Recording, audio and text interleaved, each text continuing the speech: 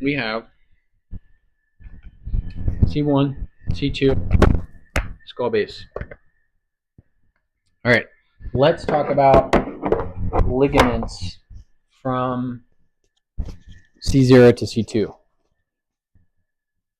Obviously, we talked about some of the more internal canal structures which are stabilizing this area. We had talked about the posterior longitudinal ligament, the anterior longitudinal ligament, the ligamentum flavum. Also, we have a tectorial membrane. That's something that's important to understand, which is internal within this canal, which is going to stabilize the back end.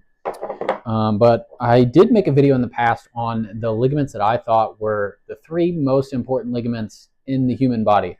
And I think if anybody is say they call themselves a regenerative medicine doctor, or they practice regenerative medicine or prolotherapy or whatever you may, or orthobiologics, there are ligaments, and I personally believe that these 3 ligaments are the most important ligaments in the body. So if you are a ligament doctor, you should know what these ligaments are.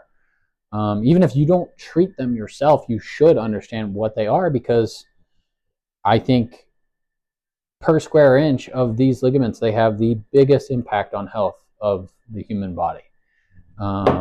So anyways, that's my spiel. So again, we have our atlas and our axis. Our axis, think about it as the rotational movement, and then C0, C1 is going to provide our nodding motion there. Again, down the center, we have our vertebral canal where our spinal cord can run. And again, if you don't know all this, go back to the previous video that we made. This is supposed to focus on ligaments, but anyway, so there's a very important ligament. And I made a previous video actually on atlanto-dens interval and what it is.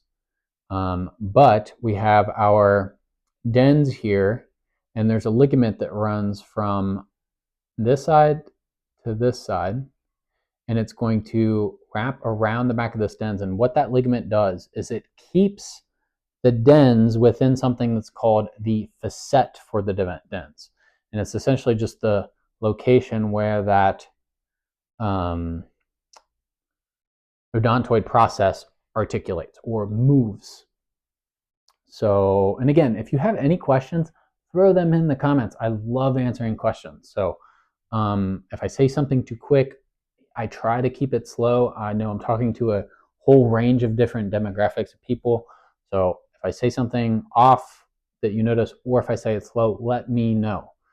So anyways, think of that ligament as the seatbelt for the dens. It's going to keep that dens exactly where it's supposed to be. If it's weakened, if it's weakened, if it's injured, if it's ruptured, it can lead to something where the odontoid process starts to move posteriorly.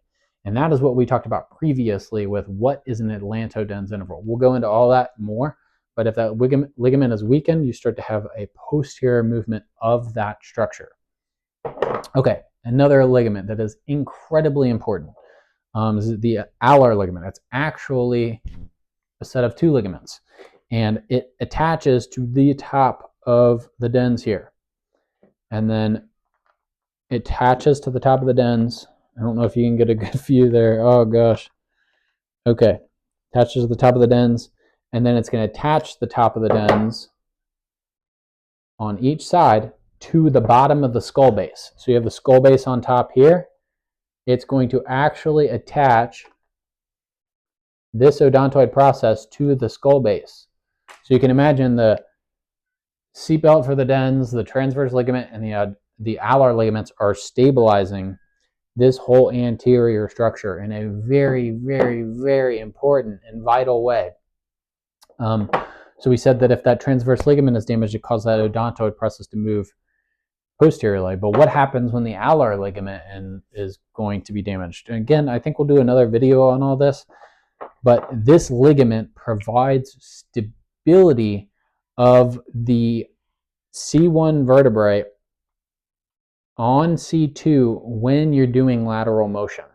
So since it's stabilized to the base of that skull, if it's weakened, you will have excessive movement in lateral motion and lateral bending. It's also going to resist rotational movement. So if you have rotational movement, you're going to have stabilization from the other side.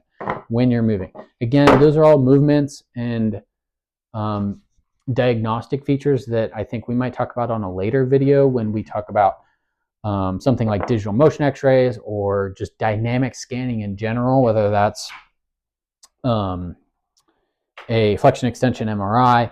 These are things that we'll go into and talk about in more detail later on. So if this topic matter has interested you at all, make sure to follow along, and we will be coming out with a lot more content.